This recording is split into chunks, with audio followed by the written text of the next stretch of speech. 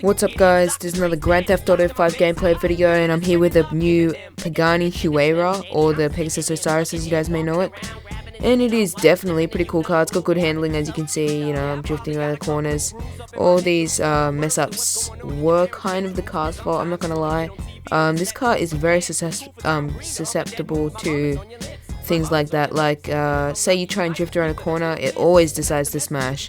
Like the Zentorno is extremely good at not doing this, but this car is a bit of a letdown, but still a great car. It also makes a really cool turbo sound, kind of like the NOS bike. I forgot what it's called, but the new NOS bike that came out with the Heist update. So it is definitely pretty cool. And I'm just going to meet a friend over here just to show you guys the power. It's got extremely cool drifting capabilities.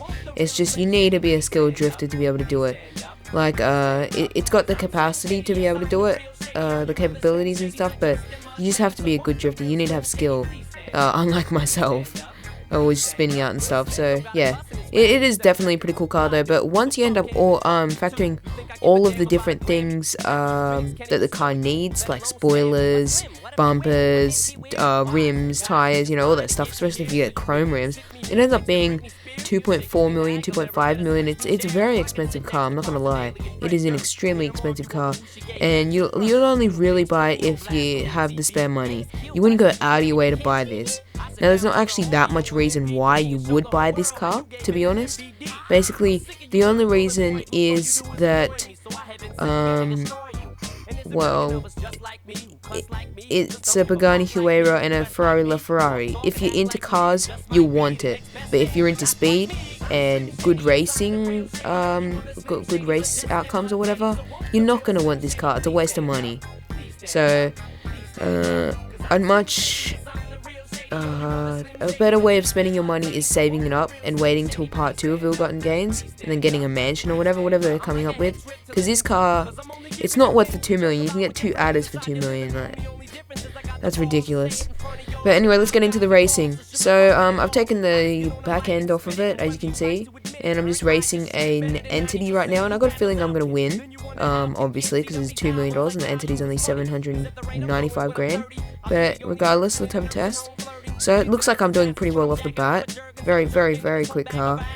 Entity's a bit, yeah, the entity's far behind. So yeah, but I had a head start for this one, so there'll be more fair tests a bit later on. Yeah, it's very, very, very far away. So anyway, like this car is extremely quick, but not as quick as I would have hoped. When I actually heard that it was $2 million, I was hoping it'd be at least 10 to 15 kilometers quicker than the Adder, which is the Bugatti Veyron. But unfortunately it is not. It's actually slower.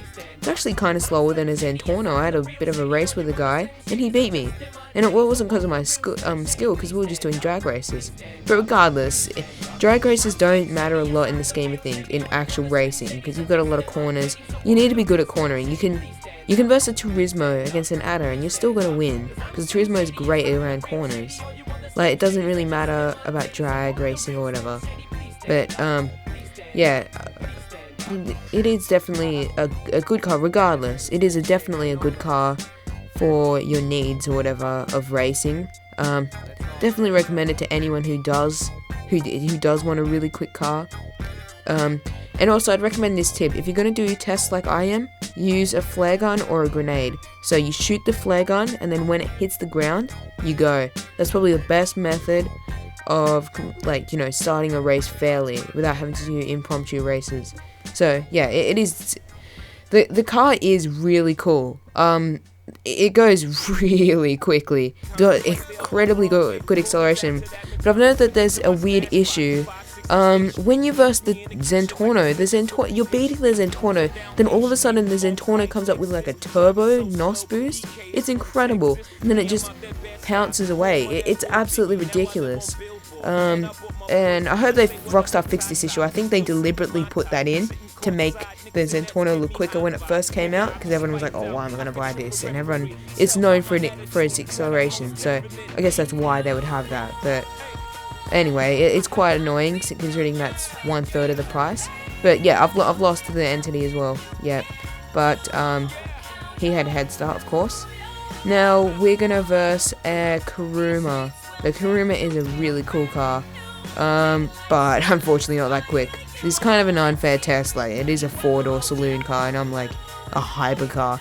But anyway, let's get it on with, because the Kuruma is probably the most recent, well-known DLC car that's quickest.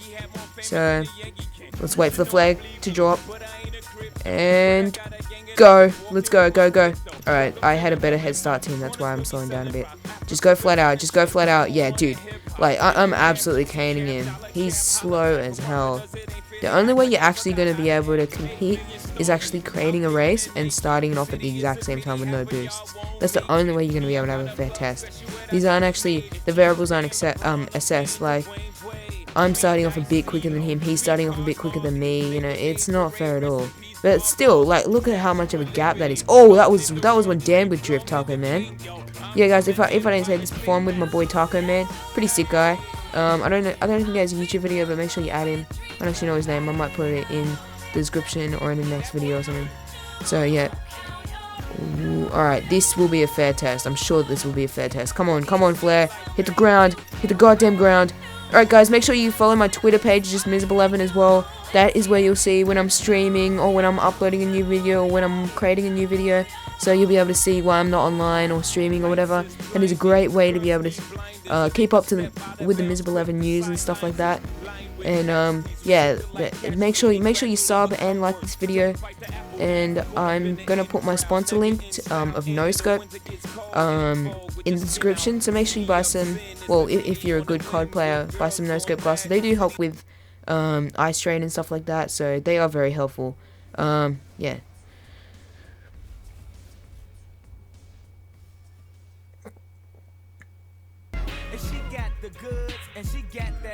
Yep, so there's a bit of bonus blooper. Oh, alright. This would have been the best race if we hadn't have failed. But anyway, you'll be able to see. This car does have a lot of wheel spin. He only has more wheel spin because he's using cruise mode. If I was using cruise mode, I would own his ass, man. I would own his ass. Definitely. Come on. Oh, stupid bloody passenger car. Oh, stupid bloody pedestrian car, sorry. Jesus Christ.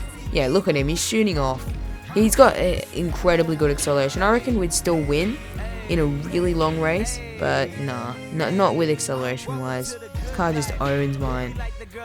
Alright, building up some wheel spin right now. I just went. I keep on slowing down for people, and then yeah, he's caning me right now. Yeah, he's slowing down a bit. I'm not slowing down.